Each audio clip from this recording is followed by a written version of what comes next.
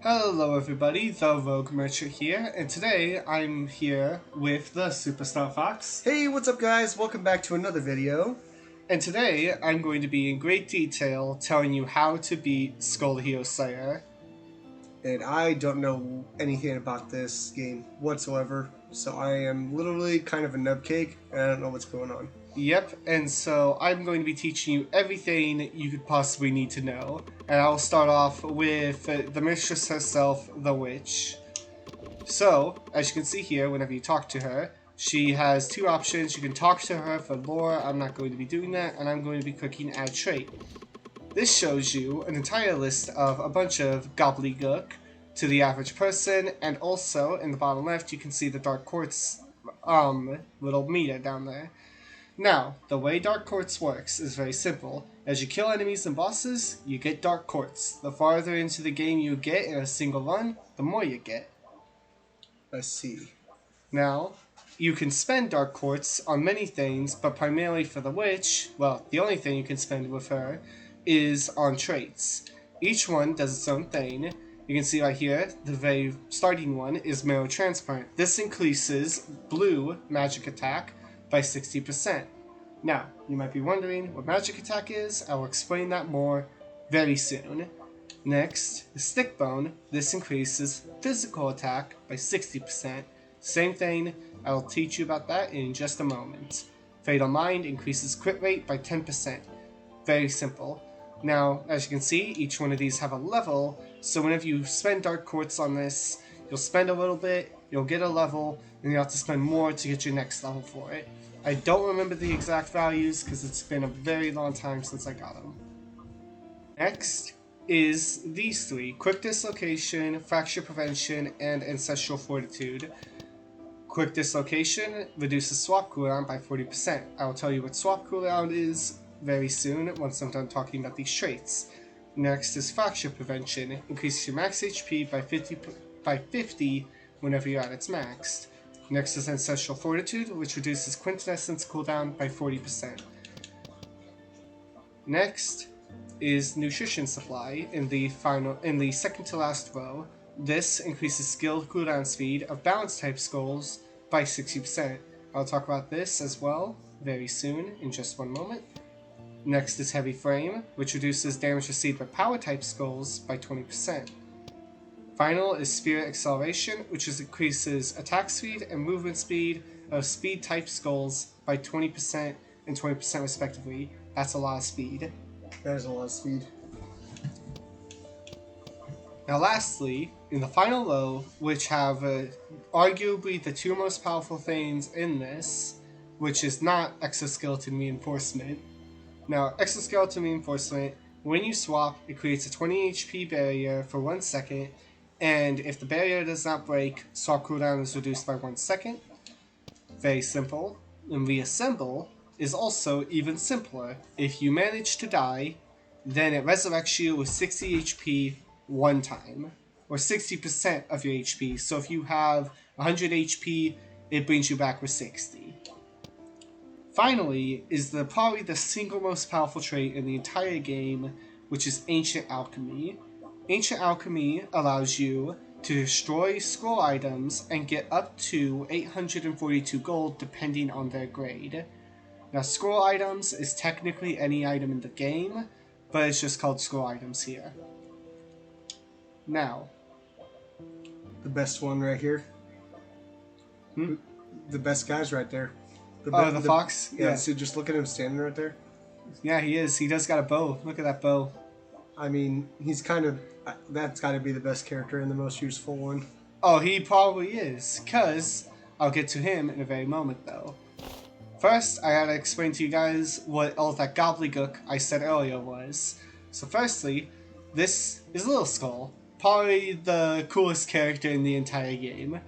Now, if you look at the left, you can see he's a common skull, he's got his name in the middle, he's got a little bit of dialogue right there, some lore about him right underneath his name, and then he is a balance type skull. This goes back to what the witch lady had in her trait earlier. See right here, Nutrition Supply, cooldown speed plus 60%. So, that means both his abilities right there, Skull Throw and Reborn, are 60% faster. Fast. It's pretty good. Now, as you can see right here, when I'm holding the right trigger, you can also see pass the baton. If you remember that earlier, the orange physical damage, that means that looking right here with the thick bone, his swap ability, pass the baton, whoops, misclicked, pass the baton, does 60% more damage. Additionally, you can see down there on the bottom left, Skull Throw does magic damage, which means that does 60% more. And so, yeah, that's pretty simple. You get that so far? I think so. Now, if you ever have the desire, you can always click left trigger for character info. This replaces the right side of your screen as long as you're holding it with all of these stats. You can see your damage taken, your HP, your physical attack, magic attack, etc, etc, etc. Stats are for nerds. Indeed, this game has a lot of math in it. Now, I'll go on to the fox. Alright, so, meet the fox hunter. You want to go outside with that kind of face on you? You're kidding, right? Now, as you see, I talked to him, he gave me a random skull. Would you look at that? Now, the way you get Fox Hunter, you will not start with Fox Hunter. The way you get him is by playing the game. Sometimes during Act 1, while you're playing through, you'll see him trapped in a cage. You have to free him because those filthy humans trapped him in a cage.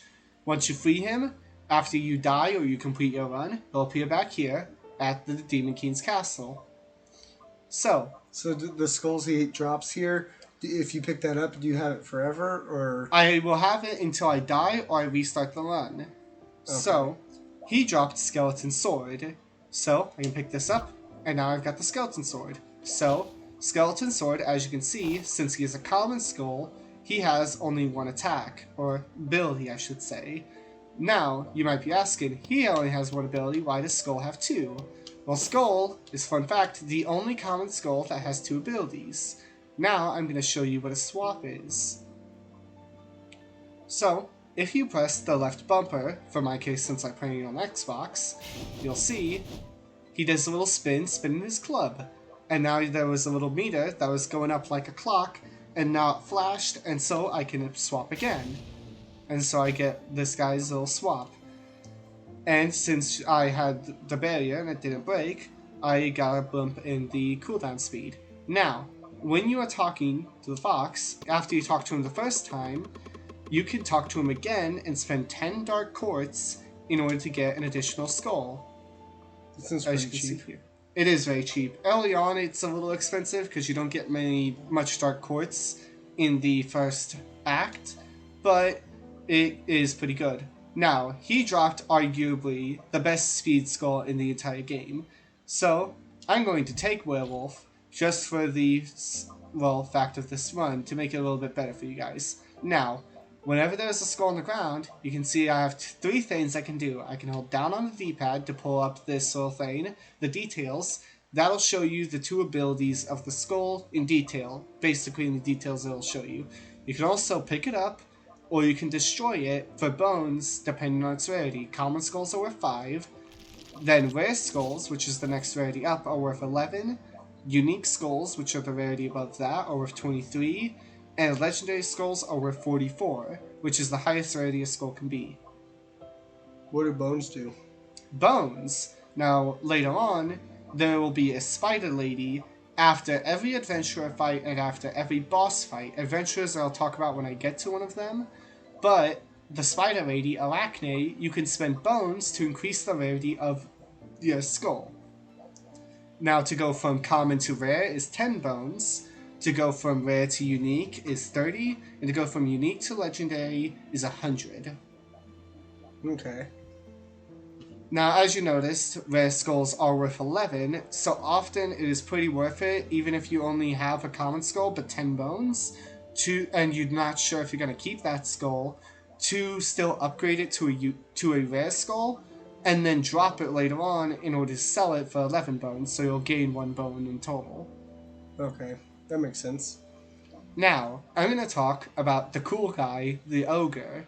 You get this guy during Act 2, and what he does is very similar to the fox. You talk to him, he drops an item. Now, this is a Carlian item. Now, if you talk to him again, you can press get item, and you can buy a second item for guess what? 10 Dark Quartz. That'll help. These will always help you get further into a run, so it's always good to get them. Now, if you're looking at an item, just like Skulls, they have a rarity, their name, they have a basic effect, and then they have 2 inscriptions. Those are the little symbols right there, with the names underneath them. The armor has Spoils and Fortress. If you hold down on the D-pad, you can see Spoils. Plant a flag of Carlian on the ground when swapping. Standing near the flag increases your physical attack and magic attack by 35%. Then Fortress, gain a 10 HP barrier every 60 seconds for only 2 points in it. That is the important part right there. If you do not have 2 points in either one of those skills, you do not get the secondary effect. So if I were to pick up this armor, as you can see when I pull up this character menu, I can see I have 1 Fortress and 1 Spoils, so neither one of those secondary effects will activate until I get a second Spoils and a second Fortress. Okay. Now, I'm going to talk to the ogre again. I'm going to spend 10 Dark Quartz, and he gives you a second item. This is the Abandoned Wedding Ring. Increases skill cooldown speed by 25%. Your normal attacks have a 2% chance to inflict freeze. Then it has Heirloom and Absolute Zero. Now, as you can see, Absolute Zero has 3 little bits. It has 1 for having 1 point in it, 1 for having 2, and 1 for having 4. And so it gets stronger. Meanwhile, Heirloom, even though it can have 4 points, just like Fortress, only has 2. Okay. There are many different ones that have many different increasing things. Now, neither one of these items are incredible for a werewolf, but I'm still going to take them because it's better to have 2 items that are okay than having no items and having only 700 gold. Now, this is the Druid.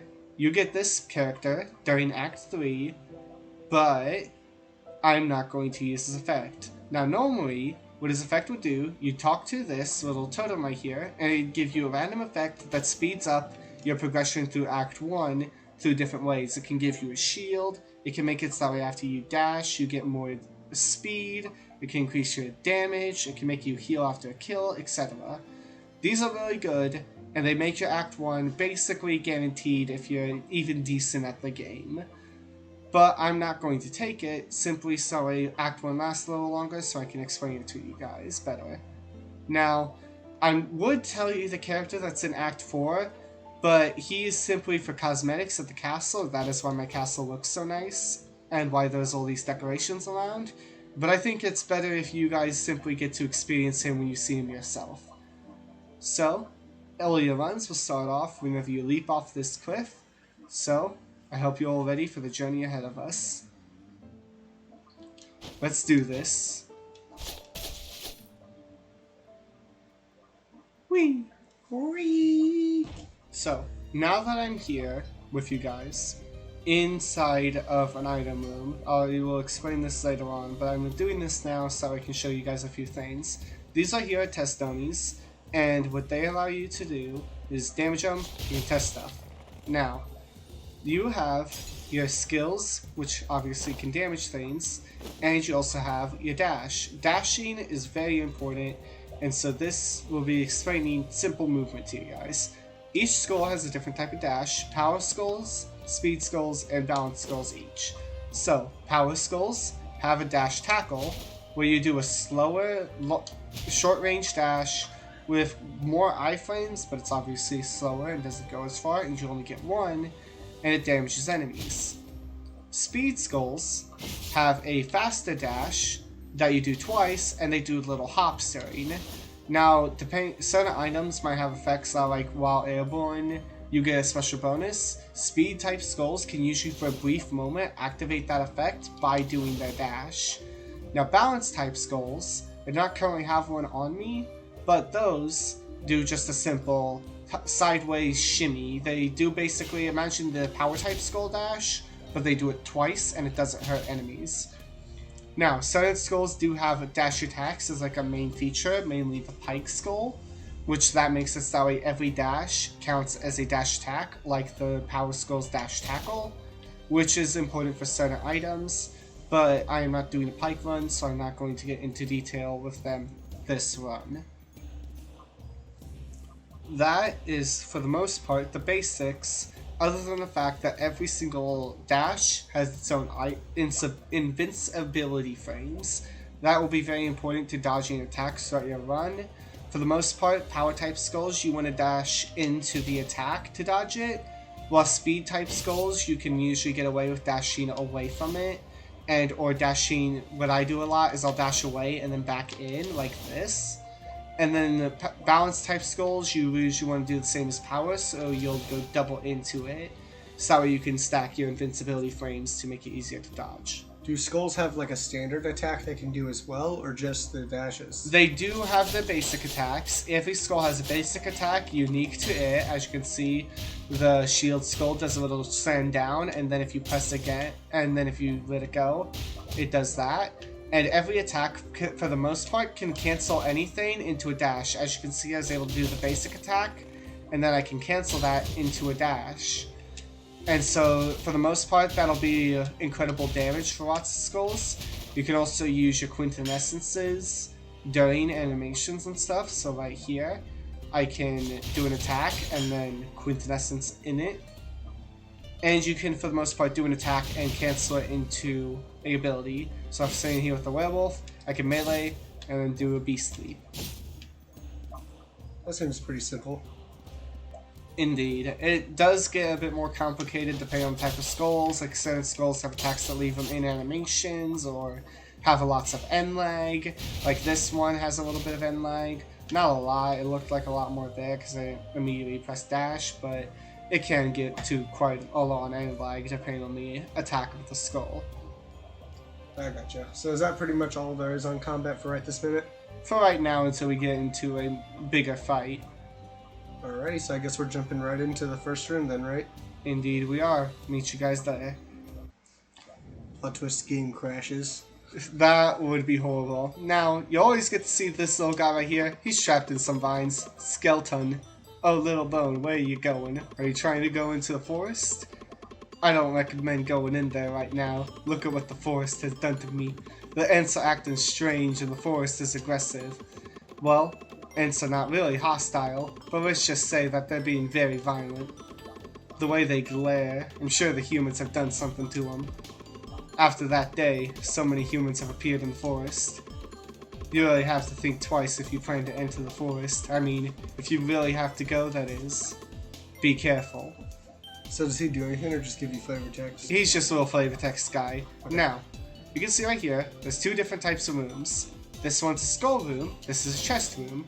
So, at the end of this room, you'll get a guaranteed chest, and at the end of this room, you'll get a guaranteed bone pile. Bone piles contain random skeleton skulls in them. So, I'm going to go into a bone room. You always get a loading screen between rooms, and each room is randomized. This one's a pretty simple room. Now, as you can see, there's a bunch of different enemies. That guy's big ant.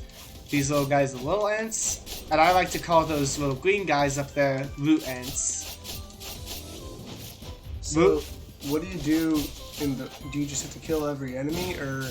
You do indeed have to kill every enemy. Now, in certain rooms, there are enemy types that will spawn more enemies. If an enemy is spawned through a secondary mechanic, you do not need to kill them. Just the ones that were originally in the room? Yes. Now, you can also see right there, those little flower ants. I like to call them petal ants. Whenever you get close to them, they do a bit of a fart. So you gotta make sure you're careful about those guys. Now, they are pretty easy to bait out. You can just walk up to them and walk away. Do you have to go and pick up everything, or does it automatically pick up? You do have to pick up specific things. Like if I took damage, you see that little orb in the ground? Yeah. That would give me 10 health if I walked over and picked it up. Granted though, I am full health so I can't pick it up. But in terms of like money and stuff or dark quartz, you don't have to pick it up. Now, this is a common bone pile right here. If I press Y, it pops up. I got a little skull. And both the doors open. You have to interact with the middle pedestal thing, no matter what it is, before you can go on to the next room. So you cannot skip something. Now granted, if this was an item, I could just exit the room.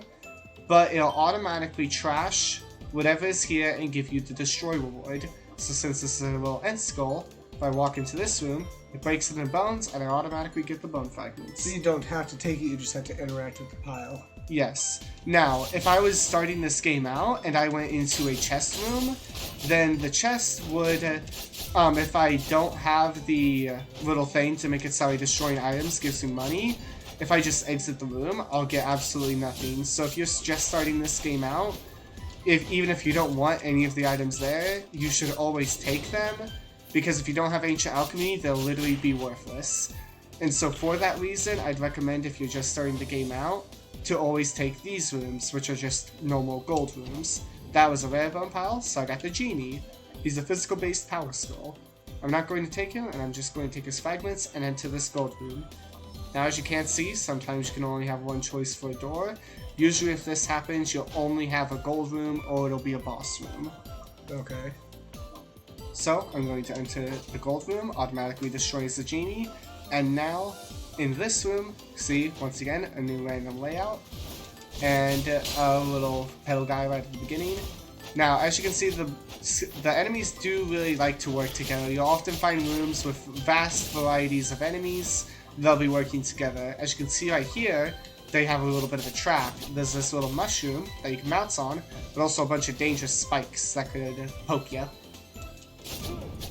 Now, this is a random Carlean enemy. As you can see, there's an archer and a big guy. Archers will typically aggro at you from range and try to keep the distance. Big guy will try to get in your face and eat damage for the archers, so that way they can bully you. As you can see, gold pile, pick it up, get a bunch of gold. Also, sign of little note, this isn't really too important, but at the end of every room, you'll get one of these guys right here. These guys are just little test dummies. You can attack them if you have any things that are like attack enemies, like say spirits, which are a thing that we'll probably see during this run or something. They'll attack them, and there's just little ways for you to test your damage and stuff. So what's this room right here? Oh, this is a shop. These typically appear about halfway between each act / each part of the act. So, since we just entered this shop, this is what the shop layout looks like. Shop layouts are always the same. You have the cook up here, and the little green fat cat. The cook will always have an item here that has a random effect attached to it, and it will restore a random amount of HP depending on the item. Then, you have down here, you have 4 pedestals of items. Each one costs a specific amount of gold. In the middle, you have the Bone Man. He will, if he does appear, he'll have a random skull for you of any rarity, and if you pick up this skull, it'll replace the skull you take, or you give to him. So if I take a little skull right here, and I take the skeleton shield, he puts the little skull head on, and now I've got the shield skull. So you can't get your skull back once you trade him? Yes, that is a very important thing to know. If you give him a skull, you're trading it to him, so you do not get it back. Which also means if you did the thing I suggested earlier on in this video of upgrading a skull to rare, but then you trade it for a common skull, you're losing bone fragments. So always be mindful of that. Now, right up here in the top left is the black market. This little box right here that I'm standing in front of, that is the dark quartz value, and then he'll typically have right here on pedestal a dark quartz unlock. Now those can be skulls, they can be items, a bunch of stuff, and you spend a substantial amount of dark quartz, and you can buy the item off of him, and then you'll permanently have that item unlocked. Now you can use this early on in order to get specific items, or legendary skulls if you find them in the shop and you want a really good run. Now, if you do find one of these items and you're not confident in your skill, but it's a really good item like a legendary skull, I would highly recommend that you leave it not unlocked, so you can come back later when you're more confident in your abilities in order to get it guaranteed, so you can have a bit more fun with it, or you can have a better run with it. Now, over here is the Quintessence Smith. Remember whenever I told you that I'd be talking about quintessences? This is Kobold, an absolutely fantastic quintessence. It does physical damage, as you can see, and when you use it, the Kobold swings a pickaxe, and if it hits an enemy, you get 10 gold. Now, when you kill an enemy with a pickaxe, there's a 33% chance for a gold vein to appear, and destroying it will give you 100 gold. Now, that early on is absolutely incredible. As you can see in this first shop, we only have 765 gold. So if I killed 7 enemies with this, and each one dropped a gold vein, I'd be doubling my gold I have right now. And even if you don't get a gold vein, you're still getting at least 10 gold, and it's not terrible damage with a very fast cooldown. So this is arguably one of the best quints in the game, so I'm going to buy it. Now, each of these items are obviously worth their own value, but you also see this little dial right here? You wonder what this is? Resets all the items. Exactly, you can spend gold, and it resets all the items. The items do increase in price after you reset it for the first time. So if you do just barely afford an item beforehand, but you could afford it with restocking, and then you restock, most likely the items will go up in price, so you might not still be able to afford it even after restocking. And also the restock value increases as well. So if I had infinite gold right now, and I just kept pressing the restock value would keep increasing exponentially as I kept restocking. Oh, I see. Does it stay like that next time you get back to the shop, or? It does not. Whenever I go into a new shop, granted the money does increase naturally, so it will be more expensive than this base 250 next time, but not due to my own doing, just because the new baseline for the restock will be more expensive. I gotcha. Now, as well, if you did buy an item from any of these 4 pedestals and then go over here and do restock, it does refresh all of the items. So if I bought out all of his items and then clicked restock, it would refill all 4 pedestals with items. I gotcha. Alrighty everyone, now that I've explained to you basically everything there is to know about the shop, I'm going to tell you what this is. This is, as I said earlier on in the game when I mentioned adventurers, an adventurer door. When you see this, you're going into an adventurer room boss fight. So, I'm going to go into here. I'm going to show you guys a bit more about this room. These will always appear halfway through the act, so this means we're halfway through Act 1. You always start in a little spot to give you any prep time for your abilities to come back, maybe your quintessences, your swap cooldowns, etc. Then you'll walk over to the right, and then you'll enter an adventure fight. Right here, we got the ninja boy. Is this random? It is indeed random. There's a few different ones. There's the priest, there's the ninja, there's the hero kid, there is the mage girl, and then there is the warrior. Each one has their own boss fight and mechanics. As you can see, the ninja teleports a lot, he throws shurikens, and he is just a general nuisance. As you can see, they also, just like any character, and they're like an MMORPG and stuff, can drink potions if you damage them. And as you can see in the top right, he also has a name, Mac Jinboy. They also say little quotes whenever they're doing stuff, and so they're a little funny sometimes. Sometimes they do threaten you a lot, like little meanies. Oh, this right here, when he's at half health, they do a little effect. I'm going to let him get through it. But, as you can see, he did an ultimate attack. If you do enough damage to them while they're doing that animation, you can make them, stumble for a moment, and that'll give you a moment to damage them. At later iterations of the fight, whenever you're later on in the run, particularly the Act 4 version, you're not able to interrupt that, but you are able to early on. So if you fight the ninja now, can you fight him again in Act 4? Or you can indeed fight them multiple times. So you could get the same one theoretically every act? Yes, you could. Has that ever happened to you? That did indeed happen. On my first clear of the game, I actually got the hero kid for every single act, which was actually very cinematic. Now that I've beaten him, I can actually rummage through his body and take his stuff. I got one of his potions, so I can eat it. Oh, so you can eat potions too? Yes, Only I can. If you find them on the floor, I'm guessing? Yes. Now, here is what happens every time you clear an adventure room. You get a choice between an item, a quintessence, and a skull. The skull will be random rarity, so the quintessence and the item. Hypothetically, if your luck is just absolutely horrendous or beautiful, depending on how you view it, you could get 3 legendaries and have to make a choice between that. Now, here's something about quintessences I actually was not able to talk about in the shop. Whenever you destroy one, you increase your max HP depending on the rarity of the quintessence. So since this is a common, if I would destroy this, I just get 3 max HP and I heal 3 health. Okay. Now, I do only have 21 bones, so taking the end skull would be nice for the bones, but whenever I go into this next room, I still will not be able to get to unique werewolf or unique skeleton shield. So, since I don't have many items and I could use the buff that the witch's brew gives me, I'm going to take that, and then the door opens up. Now, I can go into the second half of Act 1. And welcome everyone to Arachne. She will talk to you every time you walk up to her. Not like actually enter her menu, but she'll say a little quote up above her head. Now, when you talk to her, she is how you upgrade your skull. You can take basically any skull except for Little Skull, because he's actually unupgradable, up to Legendary Rarity, as I mentioned earlier with the bone amounts. So, if you click her and then press Awaken, you can see your bones pop up in the bottom left, and she'll tell you how much it'll take to upgrade your skull. So I'm going to upgrade the werewolf to a rare skull. Was he gonna look different? He does indeed, as you can see. Oh, he looks cool now. Yeah, he's got a little mane now. And his ability got a little buff and damage. Now it inflicts wound whenever I hit an enemy with it. He gains more effects. And he's an elder werewolf now? Indeed he is.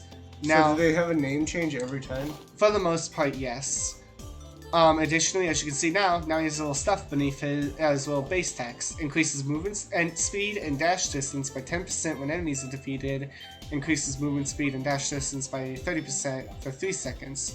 So base, he gets the 10%, and when you defeat an enemy, it goes up to 30%. Should you invest all into one skull, or try to do it evenly every time you have a chance to upgrade? For the most part, you usually want to focus on one skull every run, because that gets into building your run. Granted, I'm early enough in the run, I could split it up between Shield and Werewolf, but considering the fact that Werewolf is good for speed, and has, for the most part, everything you could need, I'm going to stick with him, and I'm going to save my bones so I can upgrade into Unique later on. Which you do not get the rooms very often. You only get them after adventure fights or after boss fights. So you're kind of stuck with this upgrade right for a while right now, right? Yes, until I beat the first boss. Now, here's your first. 420 coins for a second. That was hilarious. I did. Now, you see right there that little boy in the cage? That's a NPC you can save. So, this Leave goes. him in there. I could, but he's very valuable. Oh my goodness. Oh, what just happened there? I have no idea. We just sent it to Matrix for a second. We did indeed. Now, I could just leave him in the cage. I could just ignore it. Or, I can break it open very violently. Yeah, get him. Now, this guy, what he does, you can release him. Now, you can just release them and then not do what they want. And then they'll just be... I could just ignore him, and then I could just say no, not give him my money, little thief. But, because I'm nice, I'll give him the change. And look, I got a little item. So what was that? Oh, it's just another item, just like any other item. Yep, it can be any item okay. in the game for the most part. So, I'm going to take it. It is magic-based, but... So you essentially paid for the item. Yeah, it is usually cheaper than you could buy an item. As you saw, I only spent $250 for that. Usually right now an item will cost about $500 or so.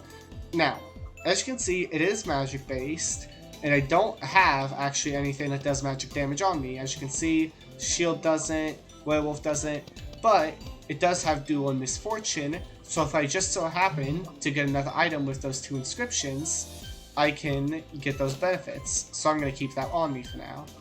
Yeah, because you don't want to break it too early, I guess, and then... Now here is a funny skull. This is the mummy. Now, I am going to take him for a moment, because I can swap, and I can stop the skull on the ground. He has, as his basic attack, a gun. Oh, what is he shooting? Little pistol bullets. Oh, it is a real gun. I thought you were just making a funny... Yeah, no, he has a gun. I have to press the attack button every single time I want to shoot one bullet. This seems very useless. Well, he does seem useless, but that's where his upgrades come in.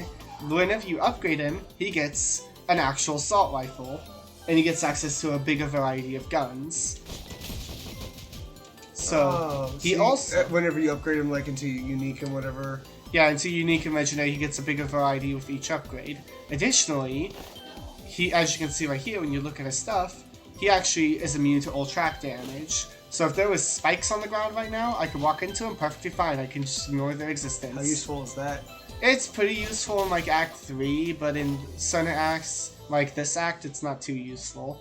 He also is a balance type Skul, and he is one of the Skuls, as I mentioned in the beginning of the game, that his basic attack is all physical. As you can see, it gives little orange things, but he does have magic attacks for his abilities more commonly.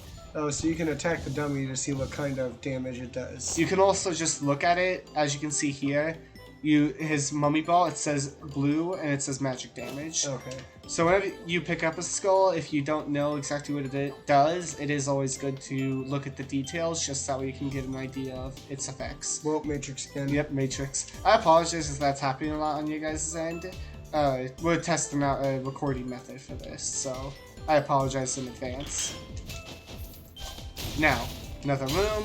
See right here? See those little traps up there? This is the exact room where the mummy could be useful, because as you can see here, those spikes, I can't jump very high. If I had the mummy, I could just jump into those perfectly fine. What's that little guy, the miner coming out? What is he? That's the kobold from my Quintessence. Oh, that's the kobold you explained in the shop. Okay. Yeah, he has a little like mole nose. Ow, ow, ow, ow. I have not seen this room type before. In my defense, this is the recent update, I believe the 1.0 release, and I have not ever seen this room in my life. I do not consent. Werewolf do funny jump at thing. Yes, indeed. There you go. Funny, haha. Can the traps affect the enemies? Indeed they can. Most only spikes. As you saw right there, I got 100 damage when I knocked this guy into the trap. Ow. Okay, I am absolutely eating dirt right now. Don't mind me. Whack. How did that guy die? What? Oh, I forgot to mention that. That was a totem right there. If you break enemy totems will give the enemies buffs, obviously, but then you can steal the buff by breaking the totem yourself.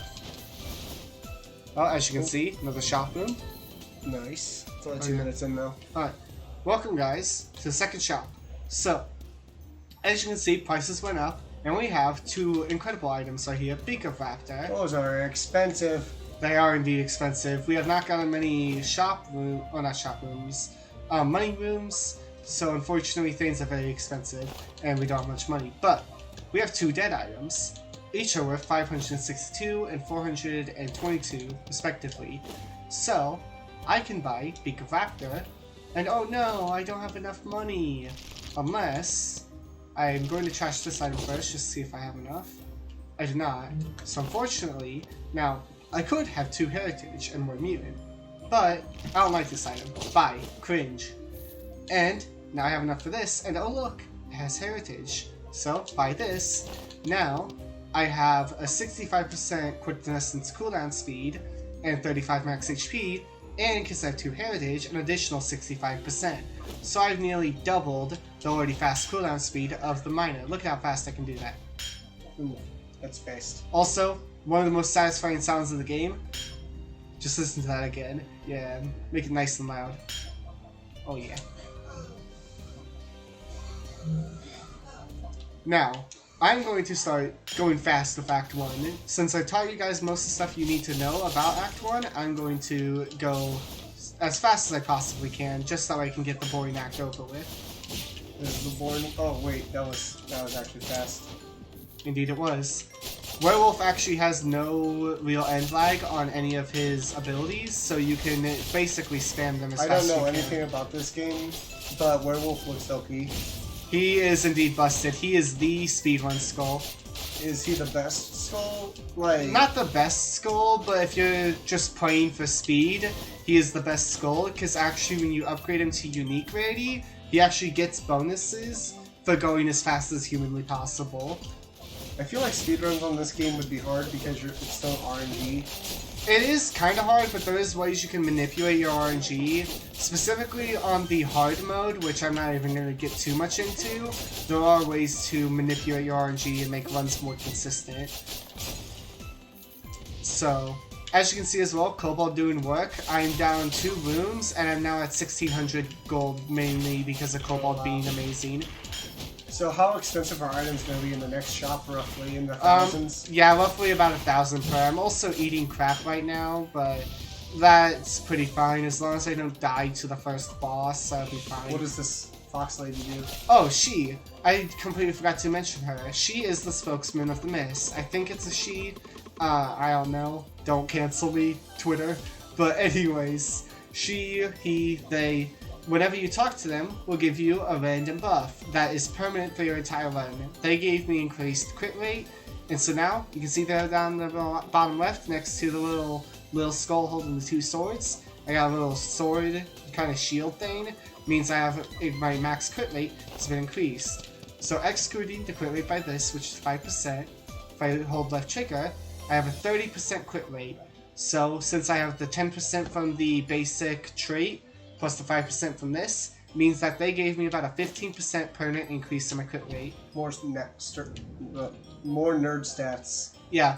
Also, Water Skull. This is actually a magic power skull. Magic power skulls are rare. I believe there's only like 3 of them in the entire game, being Water Skull, Living Armor, and I think and then Gravedigger, which is a magic physical mixed skull. So they do both types of damage?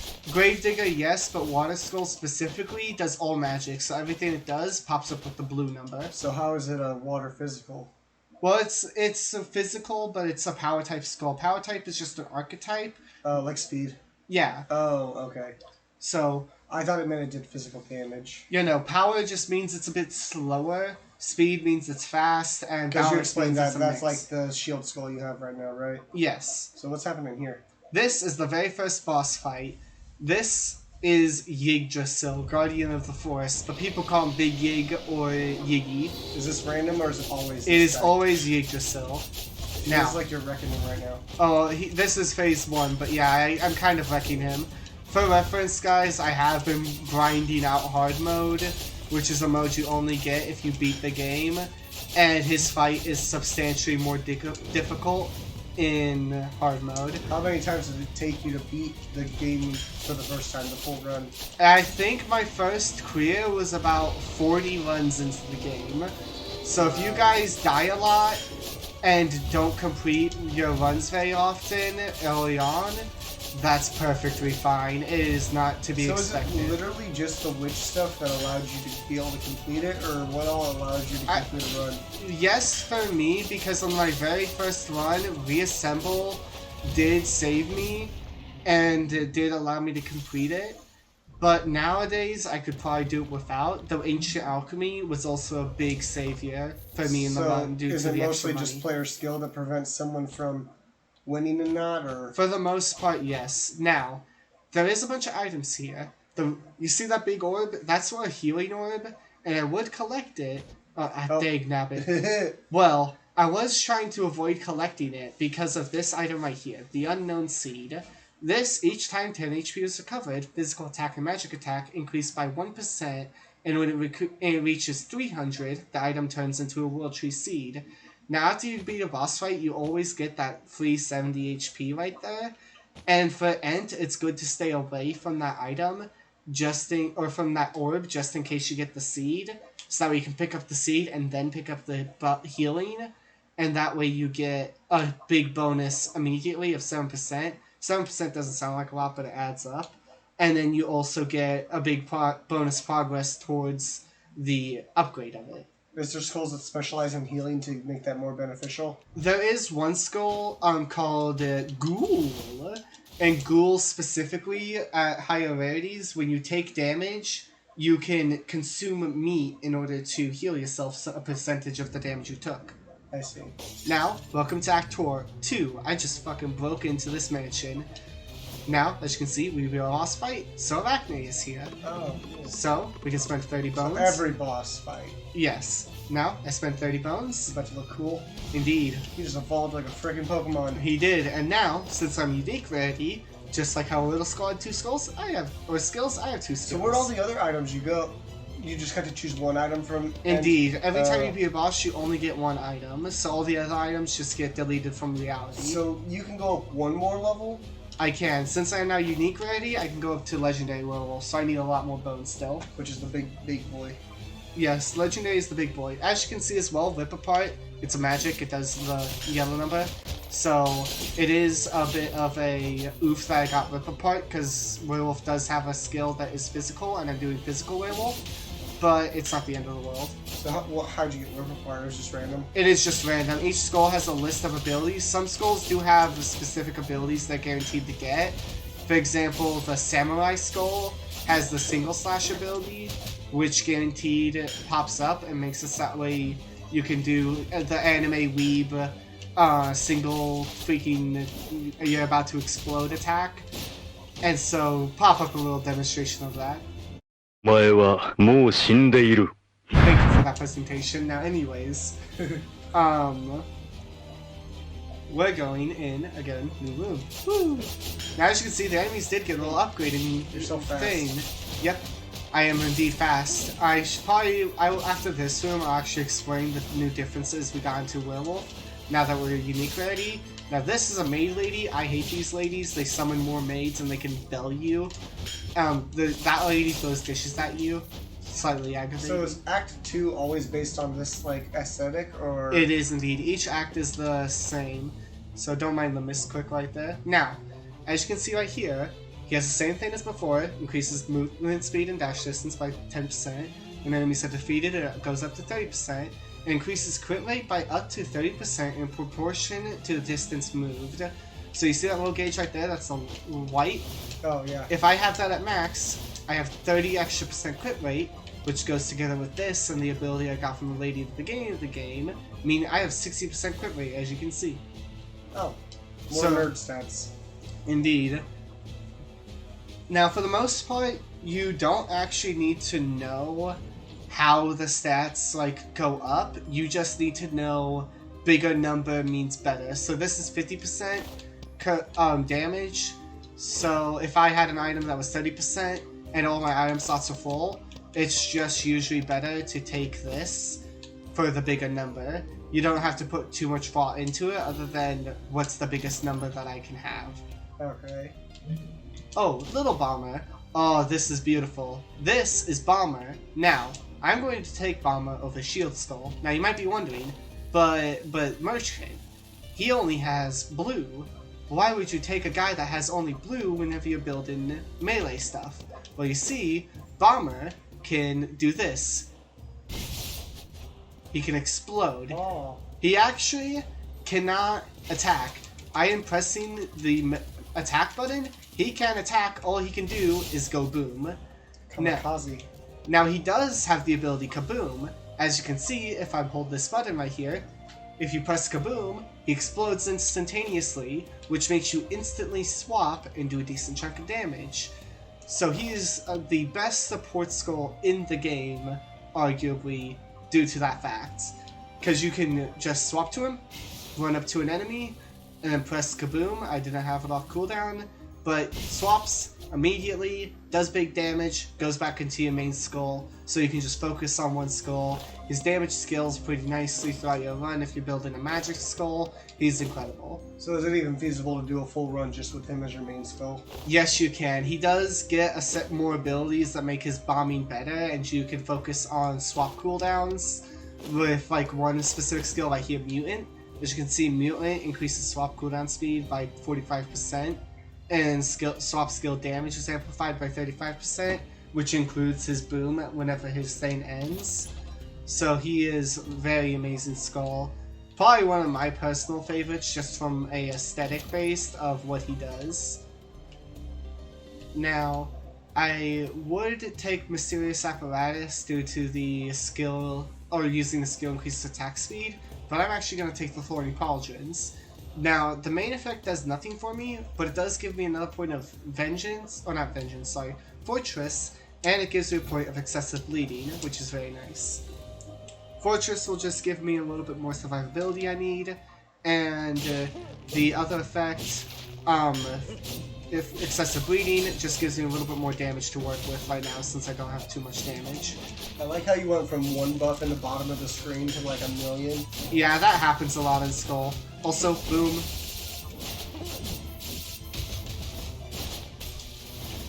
Oh, slime. Okay.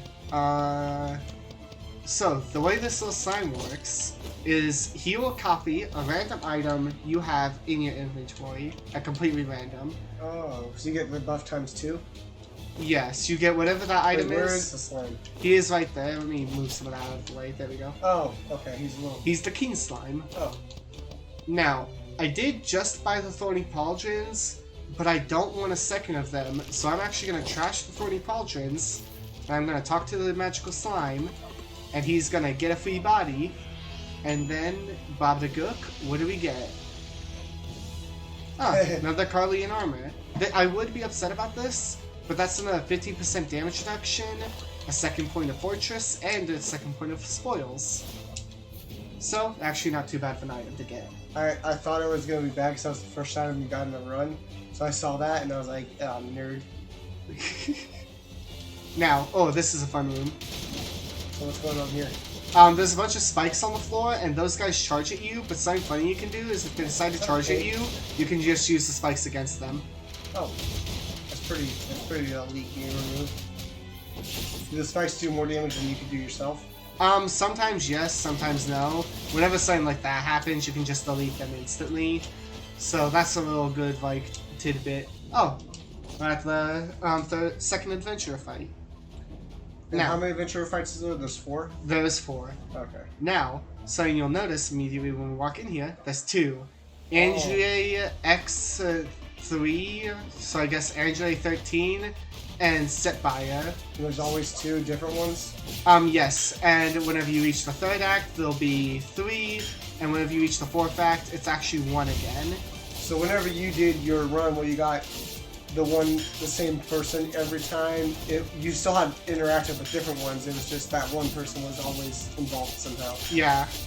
Now, I'm just gonna sit here in the corner and bully him. The mage lady did throw stuff at him. Who's more of a threat here? I'm guessing he is. He technically, but more so just because the fact that the mage lady's flying, as you can see, so I can't do as much damage to her to get rid of her as quickly as I could him. Is their names always the same? Nope, they actually have random names. I think the reference is supposed to be like the gamers, so I don't know what the lore implications of that are, but there's something. If you die now, you have to uninstall. I probably would. After how hard was, I would cry. Ah, I turned her into gold. Now I'm gonna rob her and him. Ooh, you got a big old potion. I did. I got a 30 health one and a little 10 one. Alright, so we see the Minotaur Skull, a legendary item. So this is exactly what I was talking about earlier. I could choose to either get the Quintessence, the Bones, or a legendary item. Considering the fact I already have 2 Fortress, I have no dizziness, but I do not have many items, I'm going to take the Armor of Fear, just so I get that skull looks tempting. That was the Minotaur Skull. He's a very fun power type. Oops, so you're not going to talk to the lady? You don't have enough? I don't have enough bones. I couldn't even upgrade the bomber if I wanted to. How many more bones do you need? If I'm going to go to Legendary, I need another 75 more. Okay. Now, Werewolf is a good enough skull. You could just focus on item rooms here and just go for those, and you'd be probably fine. And for the amount of bonuses you'd get from just taking the item rooms. But considering the fact I'm trying to show stuff off, I'm going to take the bone rooms, just that way I can have a more powerful standard skull to show off. So when should you roughly be expecting to be legendary rarity? Like when should you be legendary rarity, or you're about to get your booty cheeks smacked? If I end up getting like some actually, if you're like in an average normal mode run, you should probably be expecting to be at legendary by Act 3. But also, since your rooms are random, you could be ended up getting legendary by like the middle of Act 3 after the adventurer fight, or you could end up be getting it later or earlier. So if you're starting Act 4 without a legendary, should you be scared? If your items are good, no. If you have dookie items, yes. Oh, okay. And often items are more powerful than Skull Rarity, depending on the items you get. But it really just all depends. Now all of these, I'm getting absolute dookie farts RNG, considering the fact I'm getting no, like, really decent items and just getting a bunch of random stuff that I'm not really building for. So this is actually, okay, never mind, I take back everything. I found the Forbidden Sword. Is that good? It is an incredible item. This is another transformation-based item, so when you kill 300 enemies, it turns into the evil sword Kyrian. And it stays like that? It does. So I'm going to take that immediately, because that is incredible. Now, I would take the priest staff, but if I take the thorny pauldrons that I trashed earlier, I'd actually be able to get to 4 out of 4 fortress, which gives me more survivability. So I'm going to take those. I can't actually afford the cake, unfortunately, so I'm not going to get that healing. And Liweasel is a thing up here, but I'm going to ignore Liweasel for now. We're going to switch to the next recording, okay? This is a good spot? Yes. Because it's a 20 minute. Alright, I'm going to be continuing. The Foxy is not present right this moment, but he'll be back in a moment. So we're going into another Skul room here. And so, if you look right here, there's a little spear guy. He's kind of cringe, am I right? Shield guys, more stuff, more things, many stuff and things. Another archer guy. Murder him, stab that other guy with his pickaxe. Those guys are gonna charge off into the pit because they're little cringe lords. I'm gonna set off these spikes for him. Now, one thing to know is rip apart the skull on the right. If I use that and I get an enemy kill, it does refresh its cooldown. Mummy again, he's back for more.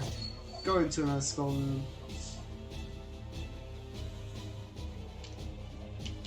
Oh, and you see that big door right there? That means we're actually about to go into the boss. So, I'm going to kill everything here. Now, as you can see, his air attack did change. Certain times the Skull's basic attacks will change up some whenever you upgrade them into new Skulls. So that can be important depending on the build you're making. Like if you're making an air attack build, you'd want to be at this rarity specifically due to the fact of your air attacks being strong like this. But that's just ifs and maybes.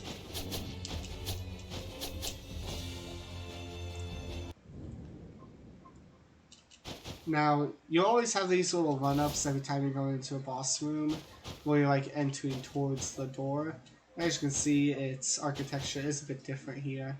So, it's pretty neat. Boss now, so let's do this. Big Chungus. It is indeed the Big Chungus. And then we go to Act 3. Indeed, after we kill this person. He's probably gonna be beefy, I'm guessing. Perhaps. Wait, shouldn't there be 3 people now, though? Oh, wait, no, this is like end. You know, this is the boss fight before Act 3. Look at him. Look at him. But he is not actually the boss. Welcome to the Gold Main Knights of Judas, the Leana sisters. He doesn't even fight himself. He's a nerd. He is indeed a nerd. This is the only double boss fight in the entire game, and now, if I were to have a tip for fighting these ladies, just remain calm, quite literally. Just, if you panic, they will bully you relentlessly until you perish. So just stay calm, whittle down one specifically, and you can spread out your damage. I personally usually just target one. Stay calm, dodge in towards their attacks. After that attack, I'm used to a hard version of the fight. They usually, in the hard version, they'll do a dash after that, but in this one they don't. Yeah, just stay calm. Can you tell who's who? They have different clothing on. If you look at the one, that one has a black gem. Oh no, they both have black gems. Usually there's a way to tell, if I remember correctly. Maybe I'm forgetting and there is a way to tell. Is their hair different? Hers is brown.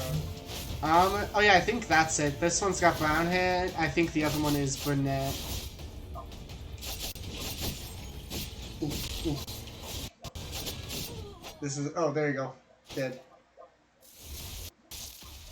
She's not happy. Yeah. Wait a second. Phase 2. She heals up and she is very deadly. Her attacks get enhanced, and for the most part the attacks are actually the same from the first version. They're just enhanced. So she has this attack. I didn't stand in the this is center. where you want to install. Yes, this is where I uninstall, perhaps. Oh. That attack, just try to find an opening. If you can't, then just double dodge. This attacked in hard mode, you want to try to dash through those little things, but this is normal, so I can just be a baby boy and jump over them.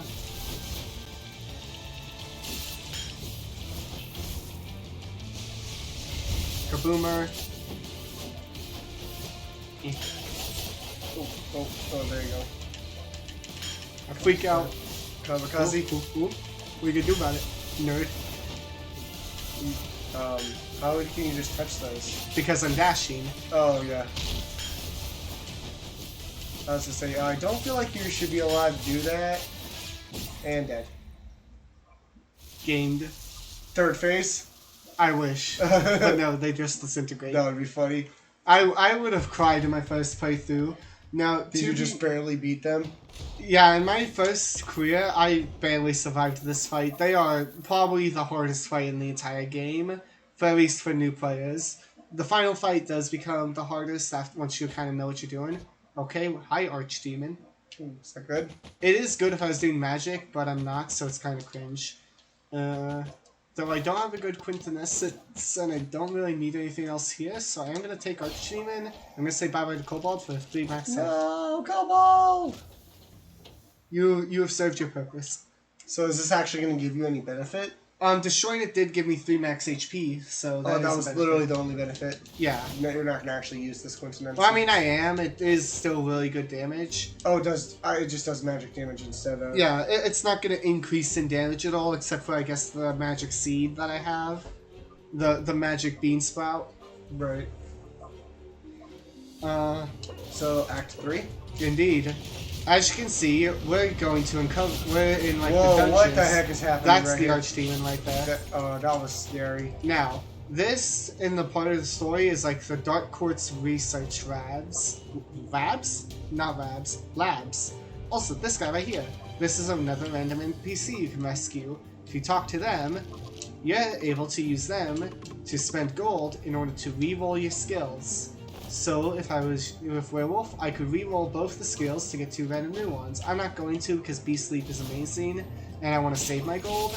But if I cared more, I could... Like, I had 2 magic skills and I was still trying to build physical. I could talk to them and re-roll my skills. You might have already explained this earlier, but each skull could be built as magic or physical? Only if they do damage for it. Like, if you have a skull that all of its abilities and attacks do physical, you're going to want to build it as physical. Ability as magic is redundant. But for some skulls that are, like, magic and physical, you can build them as either or. Now, these little guys with the portal they're summoning from, if you let them finish the summon, they will summon a mini-boss enemy. It's not too much of a threat, but for people that aren't really, like... To anyone who's new to this, it's a big threat, so I would deal with it. As you can see, they have taken some enemies and planted bombs in them, so when they die, they explode in the bombs. It's not too much of a threat. Now, I don't need any items from there. So now you can, if you do have a full inventory and you don't want any items, you can just leave them, but I would check their rarity to see if one sells for more, because they'll automatically sell the least valuable item there. Oh, okay. So you always want to check to make sure that none of them sell for more that you can't sell by yourself. So, Gold Incense Runner, incredible item. It is absolutely amazing. So I am actually going to get rid of my Thorny Pauldrons. Fortress is amazing, but Gold Incense Burner is just better. Rest in peace. Now, I can actually afford a reroll, so I'm going to reroll Pot of Greed. That looks probably good. It is amazing. I'm going to get rid of the Armor of Fear. Don't need it anymore. And I'm going to take Pot of Greed.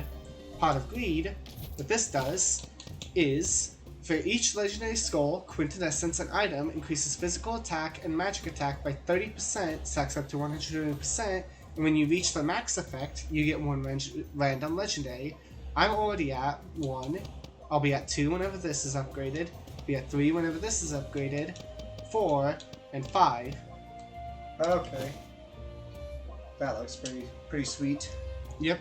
So, granted, the 5th one will have no effect, but I can still go for 4, and then if I get rid of Archdemon, if I take just a random physical skull, then it'll give me effect. Now, because I have 2 treasure, I did get a little box right there that gives me a little bit of gold. Now, I might not actually be able to kill these guys in time, so they might get to summon the little. I guess my next question is, why would you want to?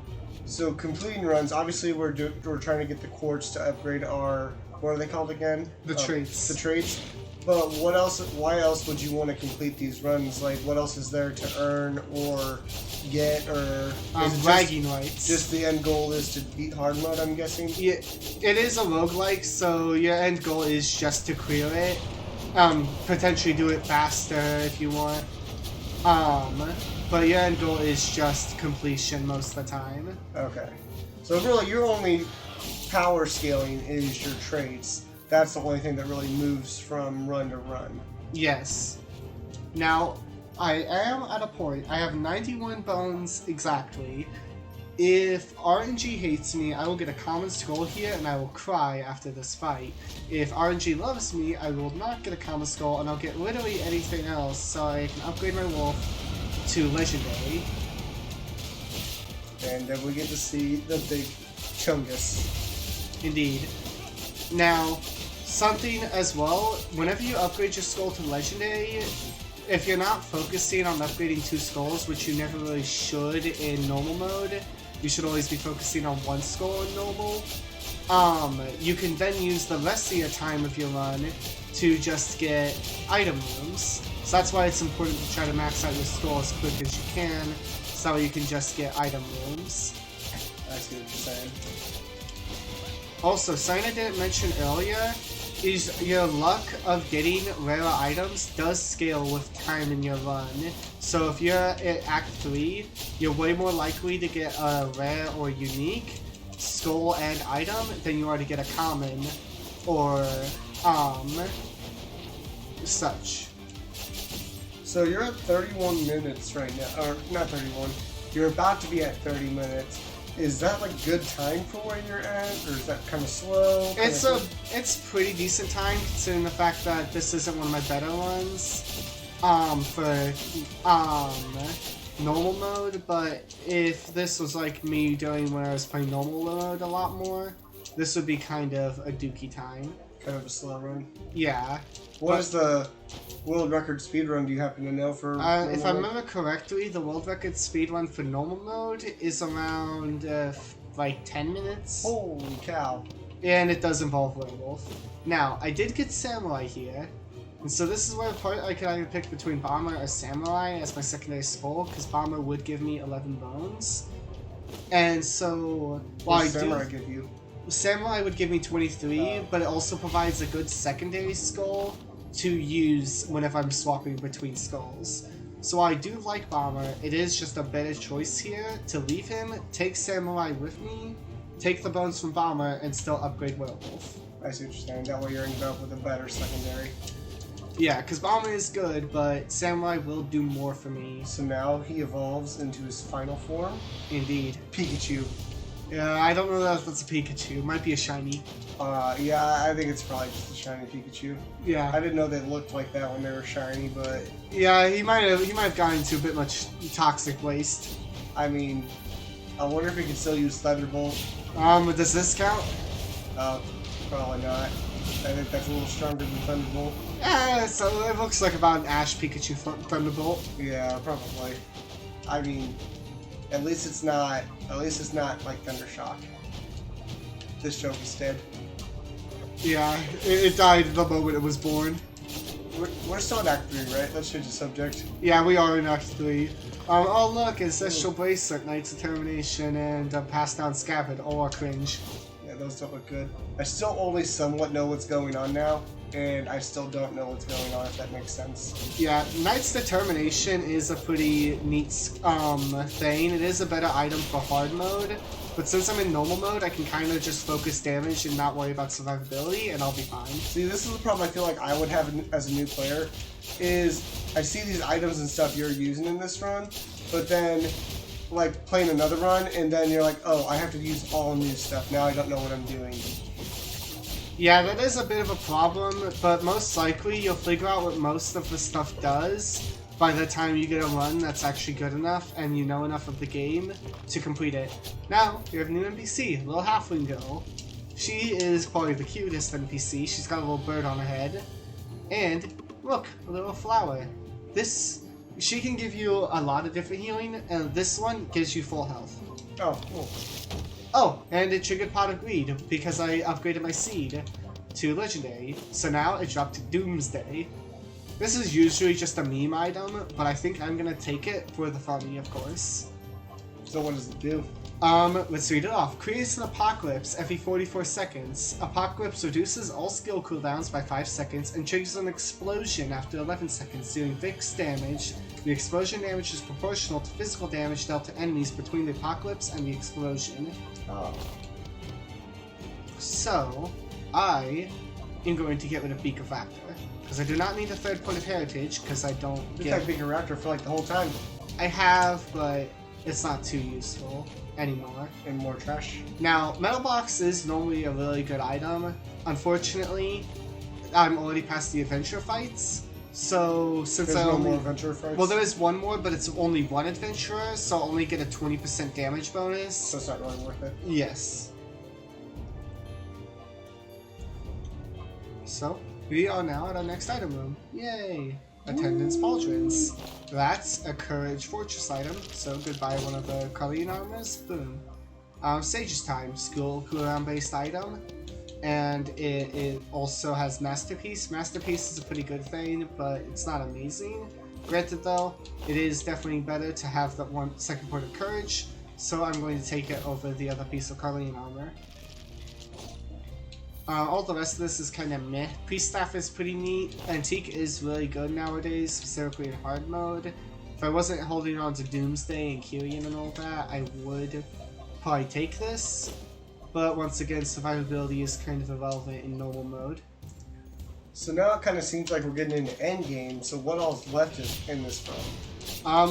But all that we have left is mainly the second, well, we have the third act, then we have another 2 more boss fights, or sorry, not the third act, the fourth act, 2 more boss fights, and also the final boss. And technically the 5th act, but the 5th act doesn't really exist. This is Harpy Lady. If you talk to her, she gives you 25 bones.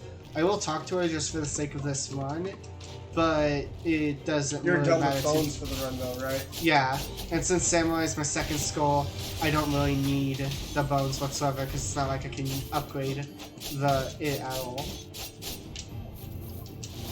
More stuff. Why does he have a coin over his head? Oh, yeah, chest. Yep.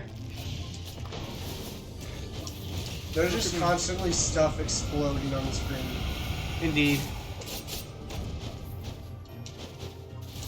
Oh look, we're at the next boss fight. I don't care about any of those items, so we're gonna go into it. And you get wrecked right The here. Black Chamber, down the pit. Whee! Oh, I thought it was going to be a farther fall. Yeah, no, it's not too far. As you saw, the door looked like a cage that was broken into. Kind of funky. Now, this is sometimes where people get stuck, but usually after people get past the Leana sisters and actually get through Act 3, this is usually whenever they would get past this boss fight, the Distorted Goddess Chimera, and get straight into an Act 4 run. So you're saying typically if you're able to get past those guys and beat this guy, you're probably going to be able to finish the run? Not finish the run, but you'll probably at least get to this guy if you get past the sisters. If you're strong enough to get past that, you should make it to here. Now, that attack is a bit hard to dodge. I usually just dash through everything. There's Acid Rain. Where's his health gone? Yes. It just disappeared. Second phase? No, he's actually one of the only bosses that has one phase. Oh. I guess she, because it's a goddess. But Oh. That seemed easy. it was indeed easy. And boom. Stone Mask, funny JoJo's reference, also is a pretty good item usually. Do you have anything worth getting rid of? I could arguably get rid of the Sage's Time for the fact of it would give me my 4th Antique. but I'm not gonna worry about it. 4 antique is pretty nice, but it's not good enough. I am going to take Flame Dragon here, so I can sell Archdemon for 15 HP. Just like any other item, when you leave a room, it will automatically sell as well. Okay, cool. So now Act 4? Yep, Act 4. This is the final act of the game. So one more adventure fight, one more boss fight, and then we have the final boss of the game.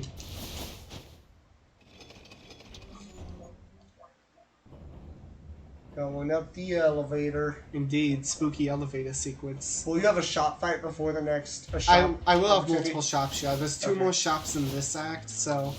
This guy, he's impaled.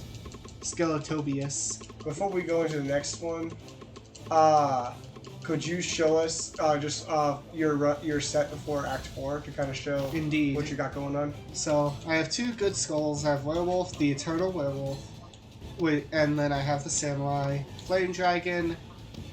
This is a definitely far above average run. I have some really good items, especially like Kyrian whenever it gets upgraded by getting a few more kills. Is going to be incredible. I have the World Tree Seed, which is incredible. So you got a lot of good drops. Yeah, Doomsday is just kind of a meme. This doesn't really need to exist, but Pot of Greed is amazing. I'd say probably the main things carrying this one on the back is Pot of Greed, the Seed, and probably the Gold Incense Burner, just due to the money values. Good.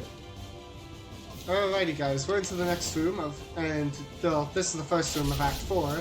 So I'm going to show you a little bit about Samurai while we're playing it. You see that little mark above his head? That's a tally mark. If I do this, extra damage for each tally mark. It's a little funny, neat gimmick. So how's come you're using Samurai over Werewolf right now? Just to use him, I'm kind of at the point of the run. I can use either Skul. It technically would be better to use Werewolf, but this is funny. Dead. DED dead. Now, Samurai does have the single highest damage single damage hit in the game, which is if you upgrade him, you can get the full Moon Slash, which is just his Weave Slash, but way cooler and way more damage. That's cool. Yes, indeed, it is pretty cool. So he is pretty ridiculous. The Werewolf still is probably an overall better Speed Skull than him because of that. Ooh. Werewolf's back. Look at this is just the dopamine is amazing right here. Yes. Now that guy up there, hate him. He absolutely sucks. Also, big important thing right here. You see that cross down the bottom of my screen and all my buffs? That says 4? Yes. Yeah, whenever you get damaged in Act 4 by any yellow attack, you get an increasing debuff that makes you take 10% more damage for each point of it you have. That's stupid. So you're taking 40% more damage? Roughly, yes. Oh my goodness. It is a terrifying thing to have happen. Can you reset it? Yes, you can. You can find cleansing fountains as you go through, but it is still a very dangerous thing to get, so you want to avoid it like the plague. Is there any items that can counteract it? No, the only thing you can do to counteract it is just don't get hit. So it would just be good. Yeah, I am going to take the wheel here. I could keep 2 points of courage, but wheel would give me up to 4 antique for survivability, which would reduce some of the damage, 2 mana cycle, which reduces my skill cooldown, and the wheel does a funny haha whenever you use 4 abilities and then swap skulls. And since I already have some swap synergy, that's going to be pretty good. I'm going to reroll one more time. None of these are really good here. Bone of Courage does nothing for this. Despite giving Courage, this is a Power Skull based item, so it's not very useful for this. Also, I'm going to mention real quick the Orc, because he's actually a pretty interesting quintessence. He doubles your damage for 7 seconds, but he also doubles the received damage, so he's the most risk-reward quintessence in the game, because obviously double damage is absolute lunacy. But if you are not absolutely confident in your abilities, when you grab Orc and you use him, you can and will just die just because you used Orc. Like, that is how much double damage means in this game. How many runs have you lost to Orc? None, because I've been too afraid to get him, and as you... Oh, so you've never used it? Yeah, but as you guys have seen in this run, I've gotten hit a lot, Just imagine how many more times close to death I would have been if I had been using Orc. And there's been at least one time where you were like at like 40 HP left. Yeah, this is one of those cleanse fountains, by the way. I pressed Y on it, cleansed up all of the debuff. So what's the 4 you have right now? That's a positive buff? Yeah, that's a 4 on the wheel. The way the wheel works, each time you use it, use a skill, it gives you 1 stack, and after you've used 4 skills and you do a swap, it does this. Go with my wheel. What the heck just happened? Also, the tree in the background is from the seed. It also is a swap effect, but the wheel is specifically the wheel effect. I was honestly looking at the tree and I wasn't even looking at your game wheel. Oh yeah, no, the tree is from that unknown seed I got at the beginning of the run. Yeah, that's what the unknown seed does when it's upgraded. I was like, cool tree. Get him, wheel. Oh, there's another fountain. Indeed, there's quite a few fountains, so you don't have to worry about it too much, but still, it's better to just not get hit than get hit. To be good than not be good. Yes. Alright, we're up to our final adventurer fight. Hand of Glory. It's a big It's hand. beautiful. It is a very good hand as well. Are you gonna get rid of the meme one?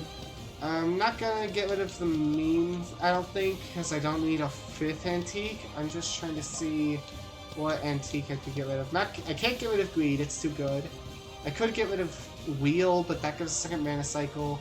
This gives my 2nd point of heritage. So the only other antique I have is the Gold Incense Burner.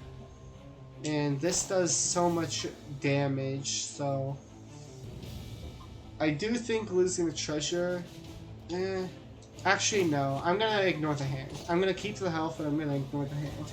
No more hand? Yeah, the money is also really good from the Incense Furnace, so yeah. Then you only have one more shop left before the... I do have, yeah, one more shop because after this fight I will have one more shop. Now you always get one of these fountains before the adventurer fight, so if you've got a bunch of stacks going into the adventurer fight, do not worry, you'll get rid of all of them. Oh, so we got the Usher Lady. You dirty skeleton, better stay put. I'll finish you off with 1 shot. I don't think that's how game balancing works, lady. Yeah, I don't think so. That dragon is like, he's like very angry constantly. Now, she is arguably actually the hardest adventurer fight for your final fight. Mainly because of all the lasers. Yeah, you have to pay a lot of attention for her fight because she leads her shots, so you have to dodge them very carefully. She locks you in place with those little traps. Those things, her arrows explode after the fact. She's just kind of scary. This is just green guys versus green guys right here. It is indeed green versus green. Whose green is better? Okay, now she's doing her unique attack. This is just kind of generally scary, but it's not too bad. I don't think you're gonna have to uninstall, but we'll see. I mean, you're at 150, which I feel like is pretty good for this point in the fight, based on how much health she has left. Yeah, I probably shouldn't be getting hit this much, but this isn't end of the world bad. I mean, she's got just a little tiddly-wink of health left right there. Samurai in the wheel. Oh, you know, I should probably rob her corpse. Potion. BM. Now, something I should mention as well, whenever you rob the adventurers, you can get... Excuse me. Why'd you only get one thing? It'll pop up. They're just a little shy. Oh. Told you. Oh, hey, Lunar Rain. That's pretty funny. Is Ravenlord good? Ravenlord's good for magic, kinda. It's kind of a meme, though, so I'm gonna just take the health from it. Now, if you are robbing their corpses, there is a chance you'll get a legendary item. The legendary item from each hero can pretty much win you a run, as long as you're, like, decent at the game. That's how good they are, especially the mini heroes one, and you can get them as early as Act 1. Now, I wouldn't say keep repeating Act 1 until you get one of the adventurer legendary items, because they are extraordinarily rare, and I would not say it's worth your time. Do you know a percentage off the top of your head? It's probably around the same as getting a legendary in Act 1, which is very low. Now, this is the remaining old one. If you talk to him, you can spend a health in order to get a skull, which you can then either keep or use for fragments. Which is obviously not worth it at this point. Yeah. Now, if I was still like a few fragments short, I would do that just so I could get the final few fragments. Also, upgrade. those meteors from the sky do damage to you. Try not to touch them. Oh, legendary chest. Ooh, that looks amazing. It is. So something I never explained at the beginning line is, but you probably noticed, is each time you open a chest, you get a choice between 3 items to take, which is absolutely beautiful. Now, while I do like the giant or the execution axe, but the ring is just better. It gives 40% in physical and magic, which isn't as much as the axe, but also gives 30% attack speed, 10% crit rate, and skill cooldown speed by 50%, and 50 max HP. The cooldown speed just alone is really good, it looks like. It is. The ring is arguably one of the strongest legendaries in the game. So was that ring out of the other two just like no question win no matter what, right? Yeah, there? the multi-dimensional prism is okay if you're doing like a swap-based build, if you're swapping a lot, because it does give you a good amount of damage and stuff, but between the ring is just so good, it's like not even a question. It's like he's just like, I'm gonna get you, and he just doesn't stop. That's just like his whole prerogative is just, I'm gonna get you the character. Yeah, he is. I'm gonna get you. That's why he's fast. I don't even know what I was gonna say, but it was probably gonna be stupid. There is no stupid questions. Watch me say a stupid question immediately after that. Yeah, I don't even know what it was gonna be, to be honest, because it already left my brain hole. It's gone. Ooh. More Dookie. Man, that's nowhere near as fun to see after getting those 3 shiny ones in the last chest. Yeah, getting a legendary chest at the end of an item room is just bliss. So this is your last chance to do anything, right? Second to last. There's Okay. one more after the final boss. This is kind of beautiful. Clone Staff with Double Courage. So, this is when I would probably get rid of the meme, but also Attendance Pauldron, while doing a bit, Clone Stamp gives the same, gives actually 5% more damage, gives me 30 more max HP, and gives me 2 points of courage by itself. So it is just better. And I don't have any concentration abilities, so I don't need the Attendance Pauldron and concentration speed. Let's see, anything else? One more reroll. Ooh. Good. This is the Voodoo Doll. If you die, it restores you with 40 HP and destroys the item. So it is pretty neat. It's not good for this one. I would say if you need a point of artifact in your run to get to 6 out of 6 or 2 out of 2, and you have a worse artifact item, the Voodoo Doll is worth it. Otherwise, just ignore it. But just over what you have now, It's a magic-based item, so yeah, it's not really worth it. Though, one thing of note with the Voodoo Doll, it does prioritize the Voodoo Doll's sacrifice over reassemble. So if you're really concerned about losing your reassemble before the healer fight, like you have just absolutely no health, then it is pretty good. Oh, Kyrian has now ascended, so now my normal attacks do this. Oh, whoa. Do they just do more damage, or... They do. They also, my dashes also do that. That's actually really cool. So my damage is now crazy. This one is basically in the bag. As long as I make it to the hero without taking a ludicrous amount of damage during the next boss, I've basically won this one already. But if you lose, you have to uninstall. If I lose, I uninstall, yeah. This is the one and only Skul video I make if I lose. that would be tragic.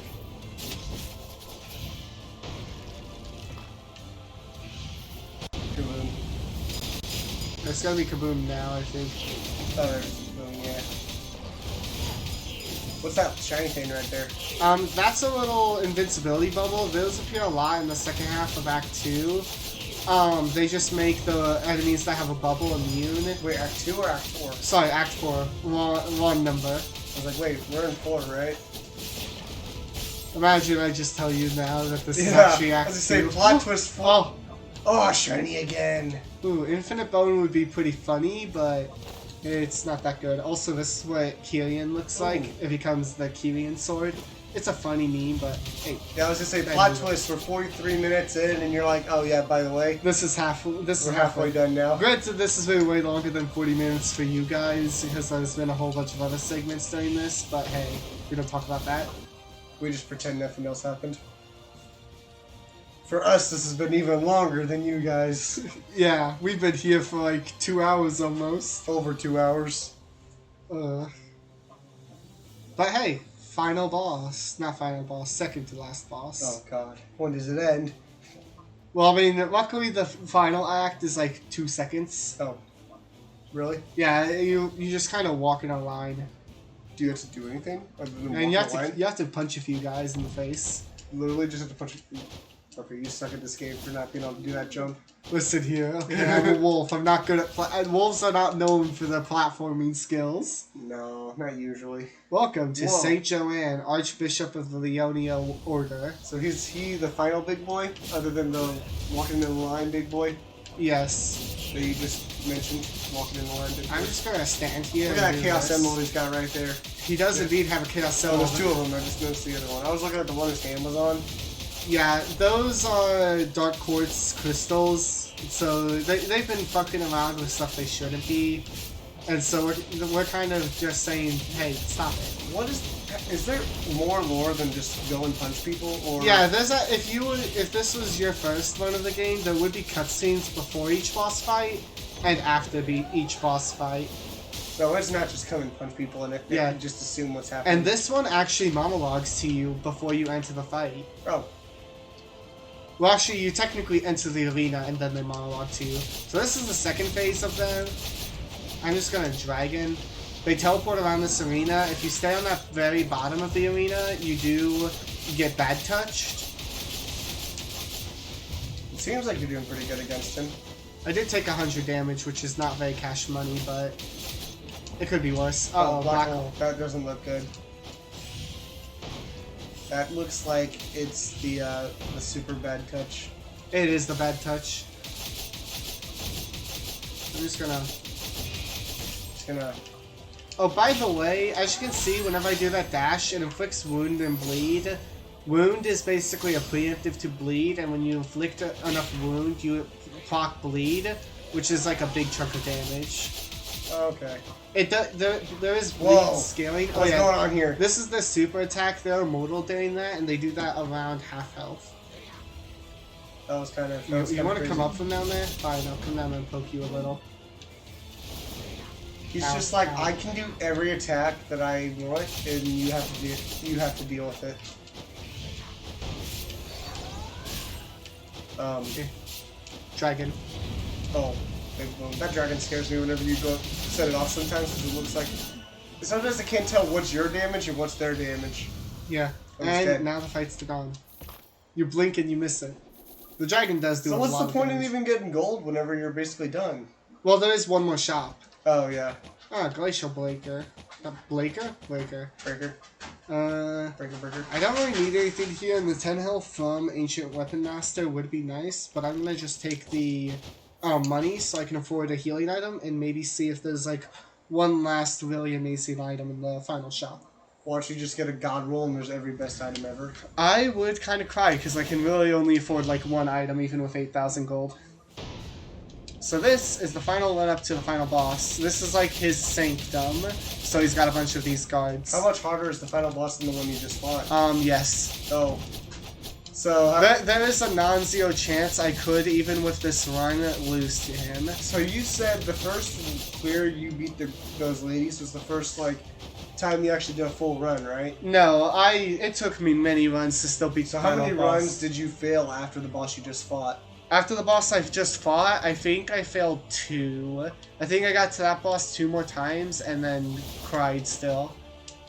Oh look, Predator. He is a really good skull if I was doing power, but I'm not, so I'm going to... Would you even switch it at this point? Not for Werewolf, I mean maybe for Samurai, but...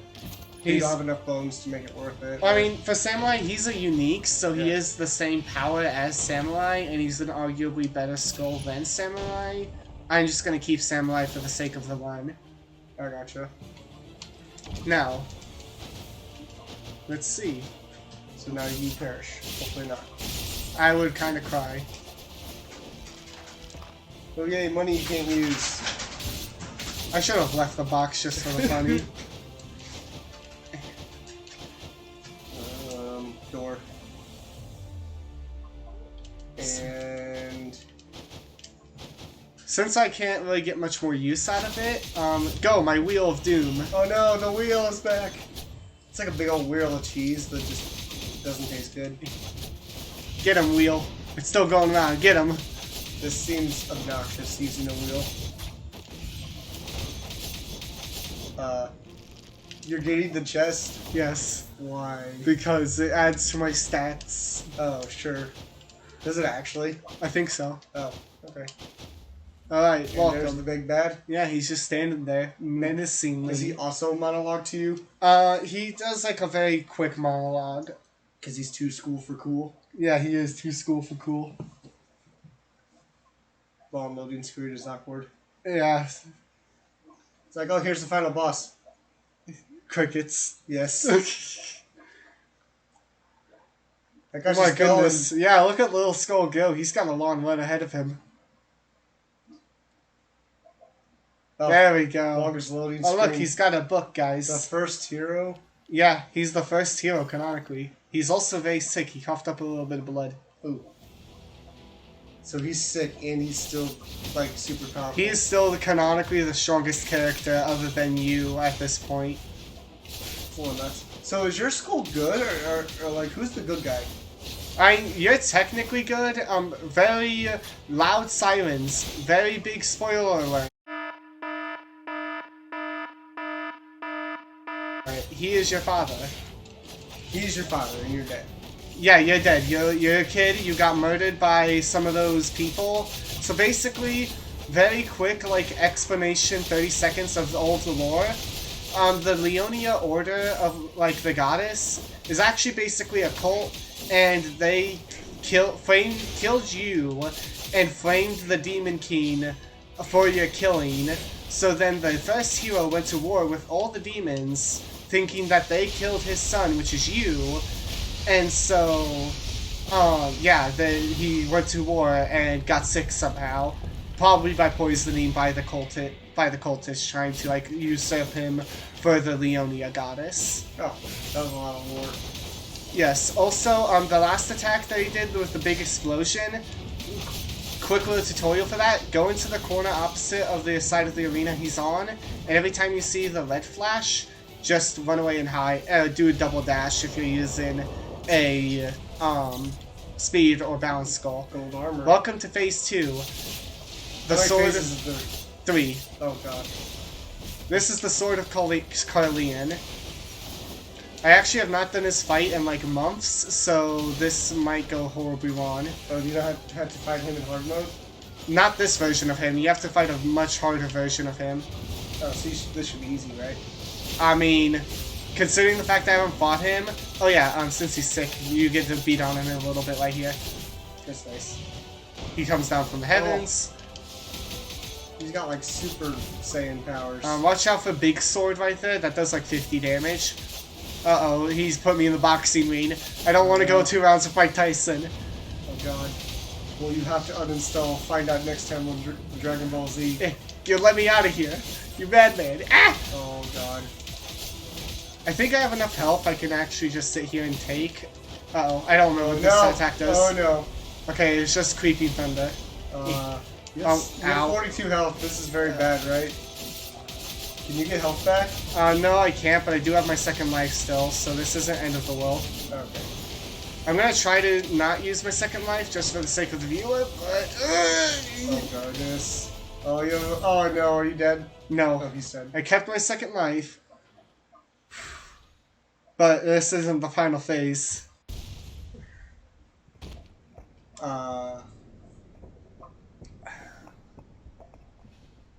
And more blood. Yeah, he is very weak and sick right now. You're definitely gonna have to use your last life, I think. No, I don't. I'm just gonna gamer. You're gonna game it. Indeed. Okay. Well, this one's won now. Like, he can't do 221 damage, but it would have been cool if I didn't die, so... It would indeed have been cool. Well, he lost that last life so quick. Goodbye, father. You just like, Anime sword slashed him when I walk away. that was cringe. Destroy the wall. I gotta end on the wolf. Alright. Goodbye. Whee! And there we That's go. it. Yep, that's the run. 51 minutes. Also, you can see my deaths right there. That is basically every run I have lost. So I have lost in total through my playtime 147 times. Oh my god. I defeated 655 enemies that run. I earned 6,849 dark quartz. I obtained 3,000 or 35,000 gold. I got 167 bone fragments. Got a lot of damage, 377,000, etc. Well then. And down in the bottom left, you can see all my items I had at the end, my quint, and my 2 skulls. So yeah, that was the run. I hope you guys all enjoyed it, and I'll see you all next time.